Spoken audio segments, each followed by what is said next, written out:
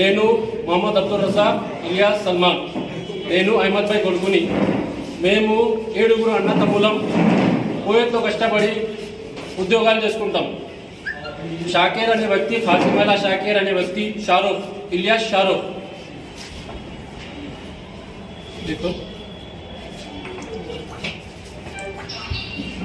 ఈ షాకేర్ అనే వ్యక్తి ప్రజల సొమ్ముతో ఉల్లాస జీవితం గడుపుతున్న చిత్రం.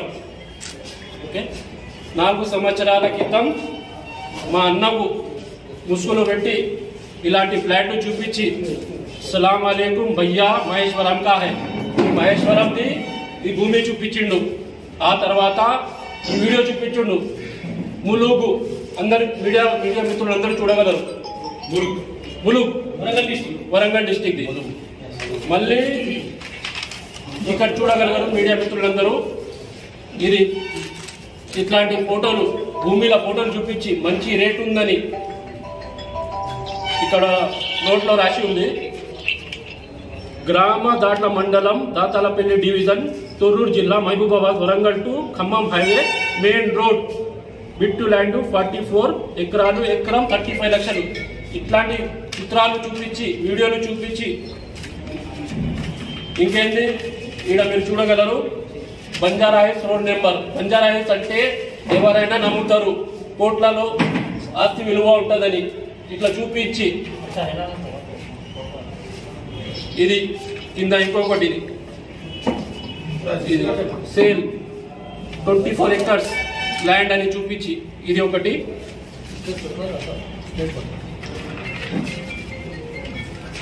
మళ్ళీ ఇలాంటి పేపర్లు, భూమిల పేపర్లను చూపించి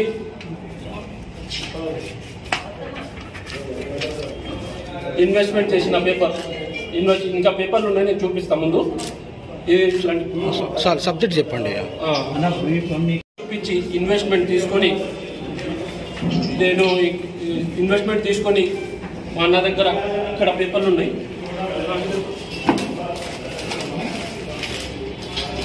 పేపర్లు అరౌండ్ 4 కోట్లు దాకున్నది. 4 కోట్ల అమౌంట్లో 20% కూడా రిటర్న్ ఇవ్వలేదు. అస్సలు అమౌంట్ రిటర్న్ ఇవ్వలేదు.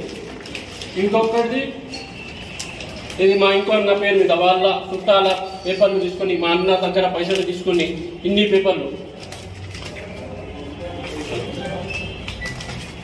ఇది నా దగ్గర 21 లక్షలు తీసుకున్నాడు. ఇట్లా భూమి అందరు ప్రజల సొమ్ముని తీసుకొని వరంగల్లో సుమారు 1 కోటి వాళ్ళ భార్యకి 100 తులాలు బంగారం ఇప్పించినట్టు సమాచారం. ఇంకేమంటే మా అన్నని టార్గెట్ చేసి, మా అన్న బాస్ అని అందరు ప్రచారం చేసి మా అన్నను ఇరికించడానికి చూసి తప్పుడు కేసులో ఇరికించడం జరిగింది. ఇప్పుడు మా అన్న పోలీస్ స్టేషన్లో ఉన్నాడు, విచారణ జరుపుతుంది. మీడియా సోదరులకి విన్నపి చేస్తున్నాను, మీ స్వేచ్ఛ దుర్వినియోగం చేయకుండా వాస్తవాలు ప్రెస్లో పెట్టాలని కోరుతున్నాను. ఇప్పుడు విచారణ జరుగుతుంది. విచారణ జరిగిన తర్వాత అందరి దగ్గర ముందు వస్తుంది, వాస్తవమేమో తెలుస్తుంది. ఈ కట్టుడు పోలీసులు విచారణ జరపలేరు విమర్శిస్తుండు.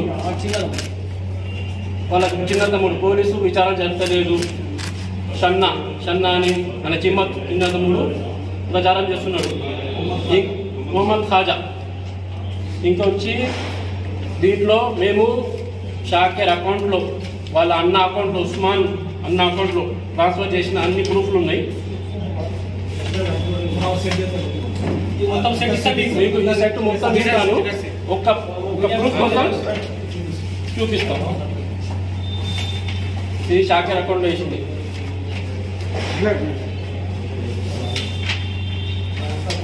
పంపించింది మా అన్న అబ్దుల్ రషీద్ పంపించింది 5 లక్షల రూపాయలు బ్యాంకులో. షాకేర్ అకౌంట్, ఉస్మాన్ అకౌంట్లో 25 లక్షలు. మా అన్న బామ్మడిది 16,000 ట్రాన్స్ఫర్ చేసిండు. 5 లక్షలు ఇంకా అక్కడ కోయిట్ నుంచి ట్రాన్స్ఫర్ చేయడం జరిగింది.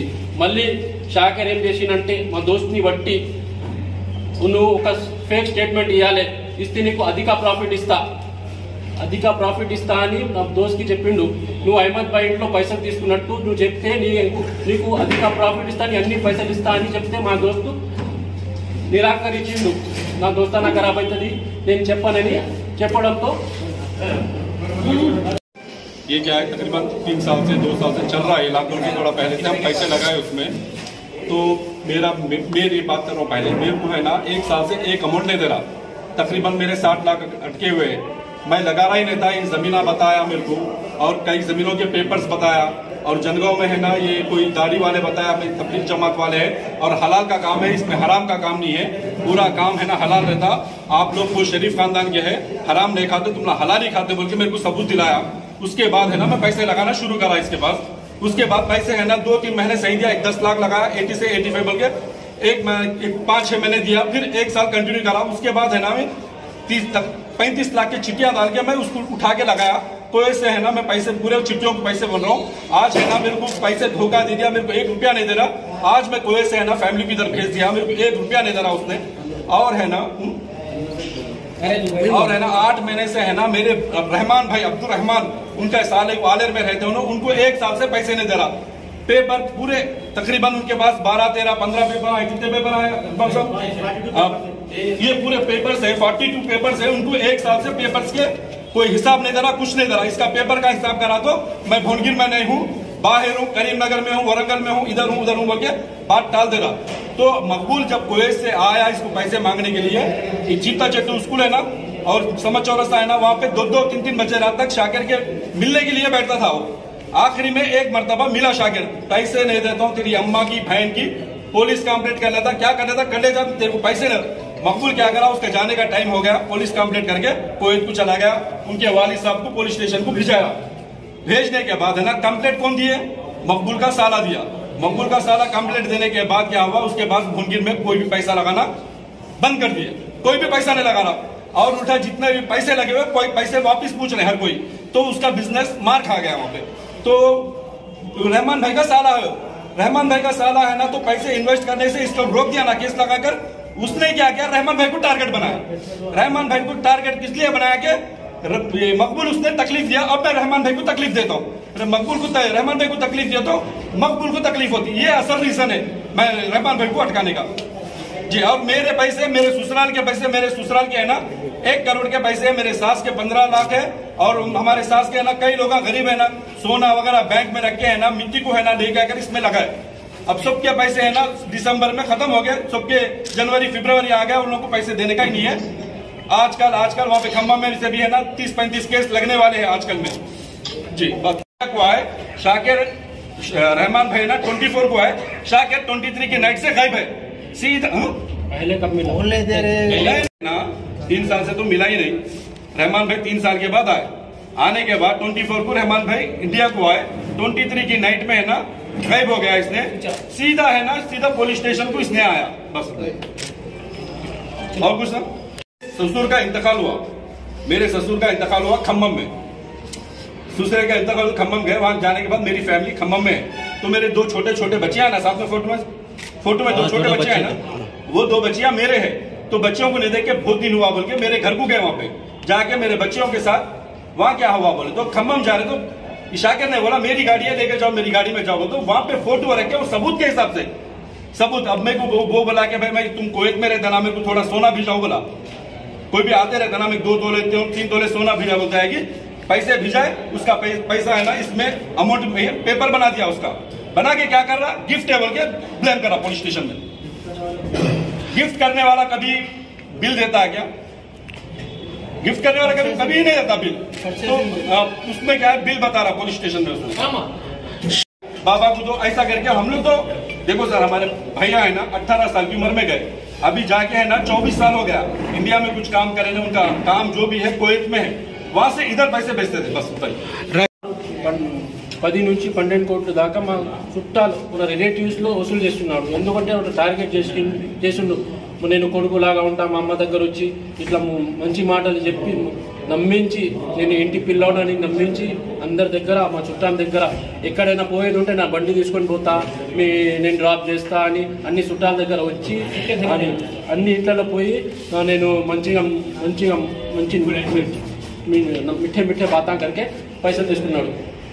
అట్లా చేసి నేను ప్రాఫిట్ ఇస్తా, నేను రియల్ ఎస్టేట్ బిజినెస్ చేస్తా, అది ఫోటోలు చూపించి ఉట్టిగా భూములు చూపించి ఏదో ఇమ్రాన్ని కాల్ చేసి 30 ఎకరాల ల్యాండ్ ఉంది అని వాటితో మాట్లాడిపించి ఇట్లా చూపించి మా దగ్గర పైసలు వసూలు చేసినాడు.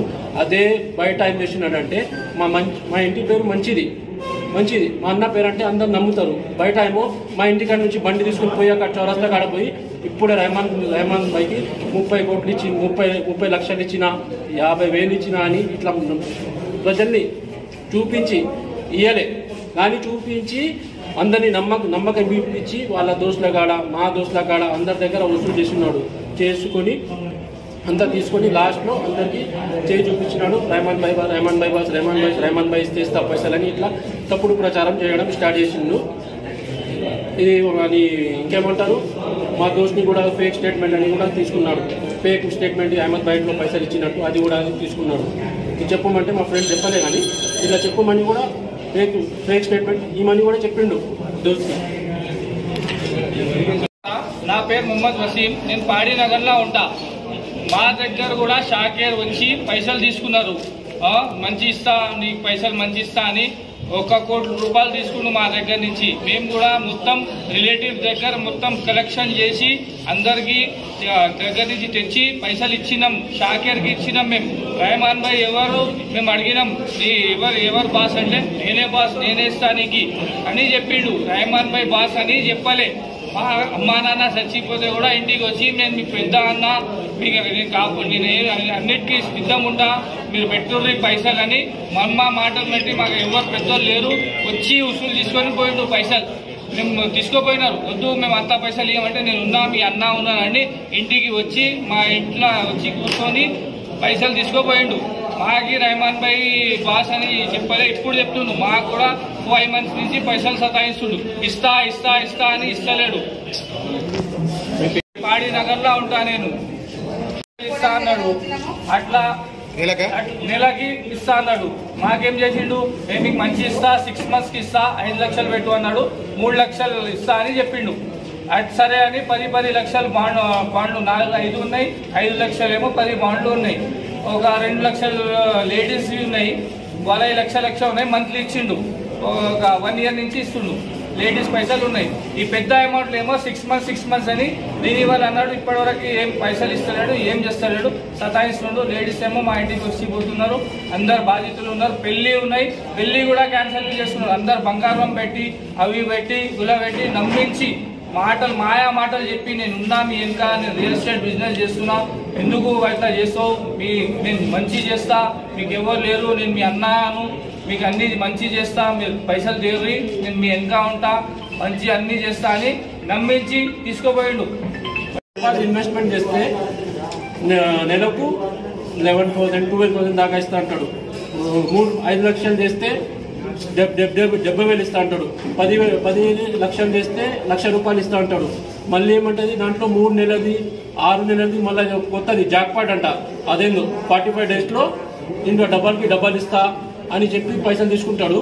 ఇట్లానే లాస్ట్లో సెప్టెంబర్, అక్టోబర్, నవంబర్, డిసెంబర్లో అందరి దగ్గర ఇట్లానే చెప్పి జాక్పాట్ ఉంది, ఇది ఉంది, 3 నెలలు డబల్ ఇస్తా, ఇట్లా ఇస్తా అని అరౌండ్ 10 కోట్ల పైన, నా అంచనా ప్రకారం 10 కోట్ల పైన ఈ లాస్ట్లో నవంబర్, డిసెంబర్ ఈ లాస్ట్ మంత్లలో వసూలు చేసిండు. ఏమని వసూలు చేసిండు, జనవరిలో పైసలు వస్తున్నాయి, ఫుల్ పైసలు వస్తున్నాయి. ఇంకా మా నాయన కూడా ఫోన్ చేసి పైసలు ఎక్కువ వస్తున్నాయి, జనవరిలో ఒక 5 లక్షలు ఇన్వెస్ట్మెంట్ చేయంటే మా నాన్న ఏమన్నాడంటే, నువ్వు అసలు ఇచ్చేది ఆ తర్వాత ఇన్వెస్ట్ చేద్దామంటే ఫోన్ కట్ చేసిండు.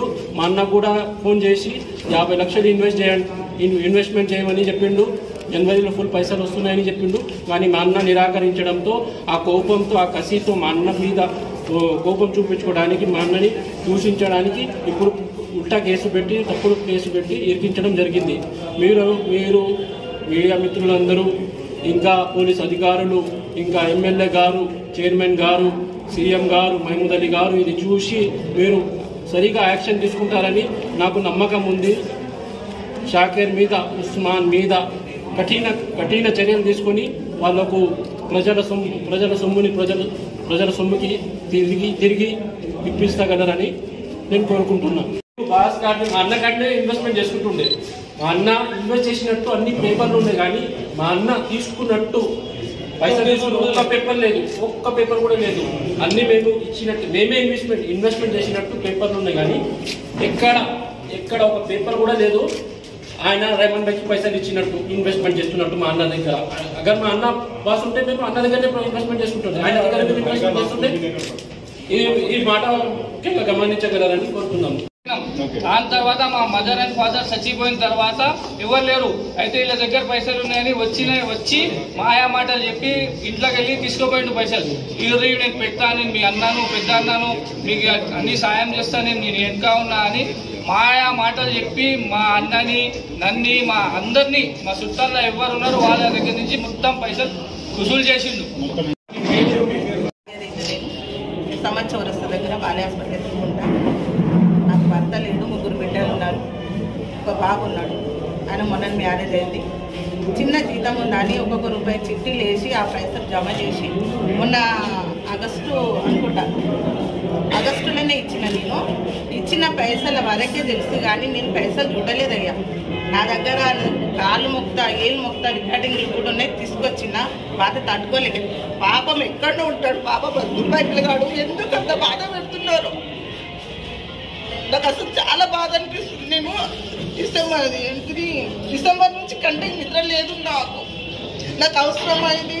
అంటే నీకు కొడుకు లెక్క, నీకు మంచిగా చూస్తా చేస్తా, నీకు ఎలాంటిది ఏం లేదా అంటే నీ కొడుకు చిన్న జీతం కదా అని అన్నీ చెప్తే, సరే ఊరు పిల్లగాడు కదా, నాకు ఇటువంటిది తెలియదు. నన్ను బట్టల షాప్ పెట్టుకొని చౌకి మాస్కి కానని నేను బతికిన కొన్ని రోజుల దాకా. ఇప్పుడు చాతనేది లేదు కాబట్టి ఇంట్లో ఉంటున్నా. 2 రూపాయలు వస్తాయి కదా, పిల్లగాడి పెళ్ళైనా పిల్లకి అడుతోటి ఉంది, దేనికన్నా వస్తాయని అనుకున్నా, కానీ ఇట్లా చేస్తాడని అయితే అనుకోలేదు. 10 లక్షలు అన్యాయంగా నా పైసలు నేను మాట్లాడిన మాటలున్నాయి. కావాలంటే మీరు తీసుకోండి, ఎందుకంటే అందరికి న్యాయం కావాలి. ఆ పిల్లగాడు తల్లిదండ్రులను చూస్తే నన్ను వచ్చినట్టు ఆయన ఎట్లుంటాడు కూడా నాకు తెలియదు. చెప్తుంటే కూడా చాలా బాధ అనిపిస్తుంది. ఆమె కూడా నా కొడుకు లెక్కనే కదా తీసుకున్నది. ఈయనని మాట్లాడిండు, చేసిండు. ఒక పిల్లగాడిని బద్నాం చేయకుంది, ఎట్లా చేయకుంది. ఇంతమంది ఉన్నారు చూడు ఉంది చేస్తే. ఆంటీ నేను భాగ్యాంటీ అంటే వాళ్ళ అమ్మ కొంచెము పరిచయం, బట్టల షాప్ ఉన్నప్పుడు వస్తుండే. అట్లా పరిచయం మీదనే అయ్యో నువ్వు ఆమె కొడుకు అని అట్లా మాట్లాడినా ఇచ్చిన బిడ్డ. నేనైతే ఒక్క రూపాయి తీసుకోలే. 10 లక్షలు ఇచ్చి అది జాగా బిజినెస్ చేస్తున్నా అన్నాడు, ఫ్లాట్ల బిజినెస్ చేస్తున్నా అంటే కమిషన్ వస్తే ఇస్తా అని. ఒకదాని మీద నేమో 65,000 అని రాసిచ్చిండు, ఒకదాని మీద నేమో 75,000 రాసిచ్చిండు. పేపర్లు ఇచ్చిండు, ఉన్నాయి అలా ఉంది. ఆయన ఒక సన్నగా ఉంటాడు ఒక పిల్లగాడు, ఆయనకు వస్తే ఇచ్చిన పైసలు. అంటే ఫోన్ చేసి మాట్లాడండి, మా ఇంటి ఎదురు మాట్లాడండి. వాళ్ళ అమ్మ దగ్గర బట్టలకు వస్తుండే అట్లా పరిచయం. పైసలు ఆంటీ అందరు తీసుకుంటున్నారు. 10 లక్షలకు ఎంత ఇస్తున్నారు వాళ్ళు.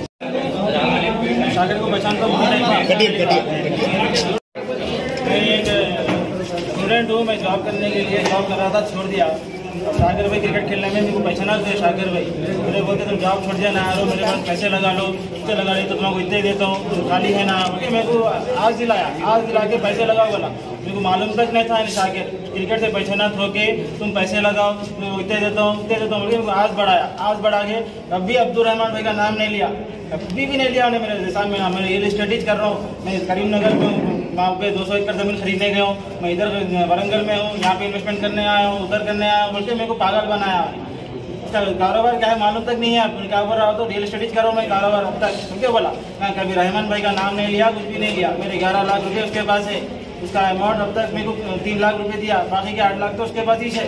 वो कब्जेदार फोन करे तो फोन नहीं उठाता, मैसेज चैटिंग करे तो उसका रिप्लाई नहीं देता, कुछ भी नहीं देता। बहुत उन्हें क्रिमिनल माइंडेड है, उसके पास से पैसे वसूल करना।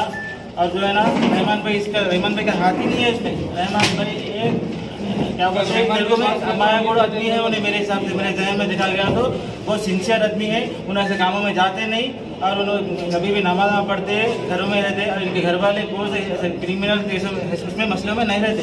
तो मेरा यही है कि आप लोगों से कि शाकिर के पास से मेरे पैसे वसूल करना है और उस्मान के पास से, उस्मान भी है उसमें। उस्मान, मेरा इंटेंशन ये है कि उस्मान उसके सपोर्ट में है, इसलिए हम इतना बड़ा स्टेप लेके ऐसा खेल रहा।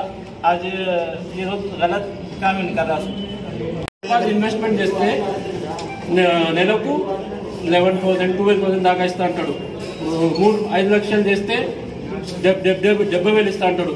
10 లక్షలు చేస్తే ₹1,00,000 ఇస్తా అంటాడు. మళ్ళీ ఏమంటది దాంట్లో 3 నెలది 6 నెలది మళ్ళీ కొత్తది జాక్పాట్ అంట. అదేందో 45 డేస్లో ఇంట్లో డబల్ ఇస్తా అని చెప్పి పైసలు తీసుకుంటాడు. ఇట్లానే లాస్ట్లో సెప్టెంబర్, అక్టోబర్, నవంబర్, డిసెంబర్లో అందరి దగ్గర ఇట్లానే చెప్పి జాక్పాట్ ఉంది, ఇది ఉంది, 3 నెలలు డబల్ ఇస్తా, ఇట్లా ఇస్తా అని అరౌండ్ 10 కోట్ల పైన, నా అంచనా ప్రకారం 10 కోట్ల పైన ఈ లాస్ట్లో నవంబర్, డిసెంబర్ ఈ లాస్ట్ మంత్లలో వసూలు చేసిండు. ఏమని వసూలు చేసిండు? జనవరిలో పైసలు వస్తున్నాయి, ఫుల్ పైసలు వస్తున్నాయి. ఇంకా మా నాయన కూడా ఫోన్ చేసి పైసలు ఎక్కువ వస్తున్నాయి, జనవరిలో ఒక 5 లక్షలు ఇన్వెస్ట్మెంట్ చేయాలంటే మా నాన్న ఏమన్నాడంటే నువ్వు అసలు ఇచ్చేది ఆ తర్వాత ఇన్వెస్ట్ చేద్దామంటే ఫోన్ కట్ చేసిండు. మా అన్న కూడా ఫోన్ చేసి 50 లక్షలు ఇన్వెస్ట్మెంట్ చేయమని చెప్పిండు. జనవరిలో ఫుల్ పైసలు వస్తున్నాయని చెప్పిండు. కానీ మా అన్న నిరాకరించడంతో ఆ కోపంతో, ఆ కసితో మా అన్న మీద కోపం చూపించుకోవడానికి, మా అన్నని దూషించడానికి ఇప్పుడు ఉల్టా కేసు పెట్టి, తప్పుడు కేసు పెట్టి ఇరికించడం జరిగింది.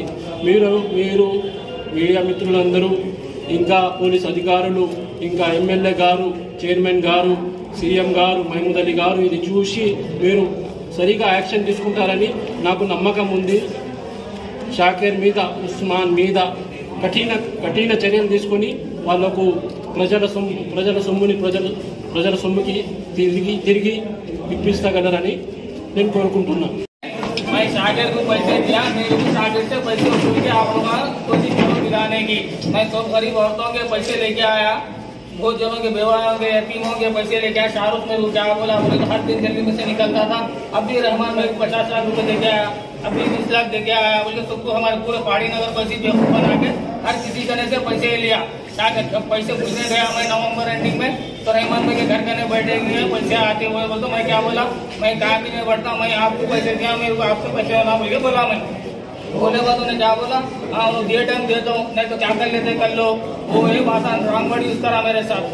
3 महीने से मैं उसके टच में नहीं हूँ। बीच में फोन करा 12 दिसंबर को, मेरे को लास्ट फोन करा 12 दिसंबर के दिन थोड़े पैसे देंगे, पैसे तो बांट दो बोला। 13 दिसंबर के दिन उल्टा मेरे से 20 लाख रुपए लिया। लेके क्या बोला, जनवरी 26 तारीख को इतने पैसे आने वाले हैं, सबके पैसे आप लोगों को दे देता हूँ बोल के उस दिन से फोन नहीं कर रहा, फोन नहीं उठा रहा, रिप्लाई नहीं दे रहा, खाली सब एप्लीकेशन लगा रहा। और उस्मान उनका भाई बोलने वाला क्या करा, बोले तो मेरे पैरा पड़ो, मेरे पैरा पड़े तो आप लोगों का पैसा आप लोगों को दे देता हूँ बोल के बोला। 1 से 5 मरतबा पहाड़ी नगर में आया उस्मान।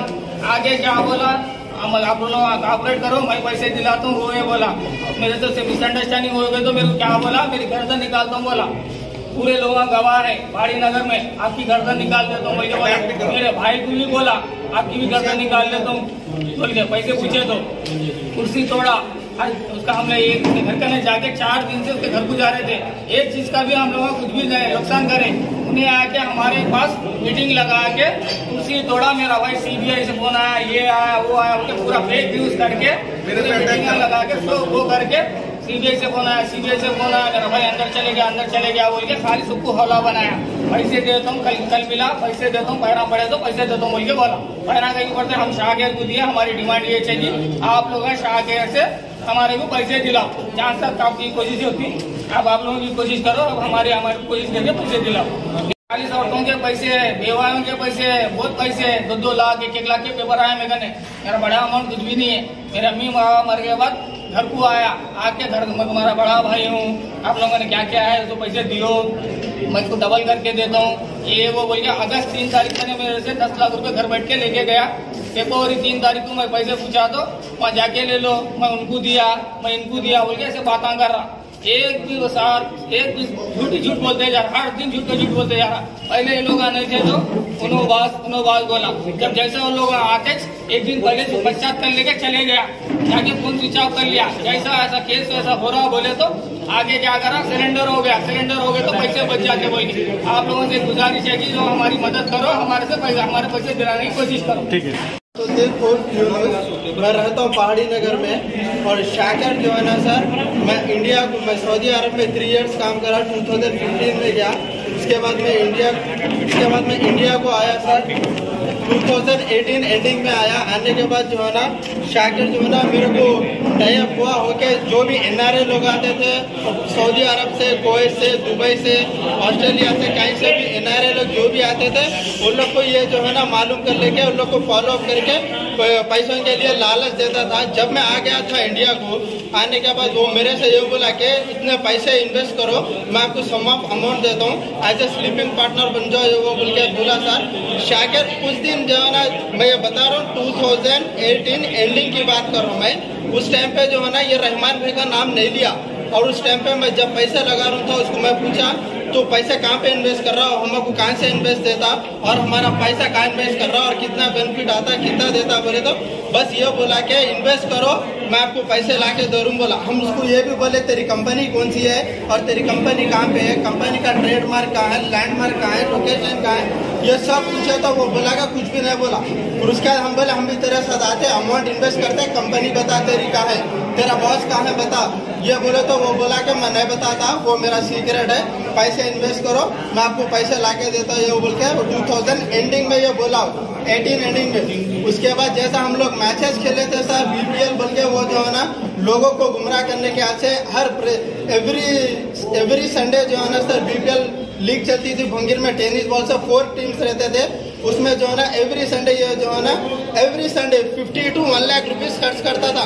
और क्रिकेट बैट इतने लाता था कि बहुत ओवर, अब इसके पास पैसा था इन्हें खर्चा करा, हमारे से ऐसा बात है करके पैसे लिया। उसके बाद मैं पैसे इसके पास इन्वेस्ट करा।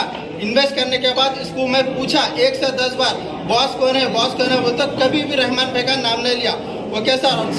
सेकंड थिंग ये है सर, अब ये बोल रहा है कि रहमान भाई बॉस है बोल के, ठीक है ना सर, ये चल रहा प्रोपेगेंडा 3 ईयर से रहमान भाई इंडिया को नहीं आए, ठीक है ना। अब ये जो है ना रहमान भाई हमारे गली के रहने वाले हैं, हम रहमान भाई को छोटे जब से देखते हैं, उनके फैमिली मेंबर्स को सबको, ये जो है ना सीधा उस्मान और शन्ना भोसड़ी के का क्या नाम है जी, और खाजा और शाकिर, ये तीनों भाई और उसका साला, उसका भौनई वरंगल में रहते, यूसुफगुड़ा में रहते, और कोड़ा कोंडला कहते, और एक शन्ना, और वो क्या है वो ये वरंगल का उन्हें है ना एजुकेशनल मिनिस्टर, क्या नाम है उसका, मेरावली दयाकर के साथ फोटो सूत्रा, KCR के साथ फोटो सूत्रा, ये सब उतर के मेरे गन से मैं सर 1,75 लाख रुपीस लिया। मैं उसको अमाउंट दिया 2020 एंडिंग में दिया। मेरे पास जो है ना पैसे ये फोटो है सर, ये फोटो बता के ना सर हमारे पैसे वसूल करा। ये फोटो दिखाने के बाद भी हाँ, ये फोटो दिखाने के बाद भी मैं उसको पूछा तू इतने पैसे लिया कहाँ से रिफंड करता, बोले तो मेरे बड़े लिंक्स है, वो सब आपको कहीं को बोल के ये बताया। और इसका मामू है कहते कौन की KCR से, उसके बड़े लिंक्स बताया। कोड़ा कंडला का उसका कौन की वो वार्ड मेंबर या कुछ है कहते DRS से कोऑप्शन मेंबर, उसका भी नाम बताया। उसके बाद जो है ना सर मैं 2000 एंडिंग में 1,75 लाख मैं दिया 15 मेंबर्स के। वो लोग उन्हें जो है ना मेरे पास बॉन्ड पेपर भी है, प्रूफ भी है, वो देता बोल के बोला। मेरे को 15 मंथ्स हो गया, 1 रुपया रिटर्न नहीं करा सर उन्हें। 15 मंथ्स 1 रुपया टिल नॉट द डेट 1 रुपया नहीं दिया। अरे मैं परेशान हूँ और मेरे को जो पैसा लगा उन लोग परेशान है। उन लोग जो है ना सर सोना बेच के लाए, थोड़े घर बेच के लाए, थोड़ा ऐसा वैसा करके लेके आए। और मेरे 3 दोस्तों के शादियां होने वाले थे, इसके वजह से उन लोग के शादियां रुक गए। और मेरे दोस्त के घर में जाके उनके वालदा उसके वालिद माँ बाप दोनों मर गए, तो जाके बात करके उन लोग से पैसे ले लिया। उसके बाद क्या हुआ सर, जब इन्हें पैसे देना बंद कर दिया, ठीक है ना सर, दो मेन पॉइंट्स बोलता हूँ, उसके बाद बात खत्म कर दो मैं। ये पहला बात यह है, जब इन्हें पैसे देना बंद कर दिया तो जो है ना रहमान भाई का साला जो है ना मकबूल है, कुवैत में काम करता, इन्हें खुद मकबूल को फोन करके बोला कि आओ पैसे देता हूँ बोल के। आने के बाद 45 डेज मकबूल को ये जो है ना अप्रोच नहीं हुआ।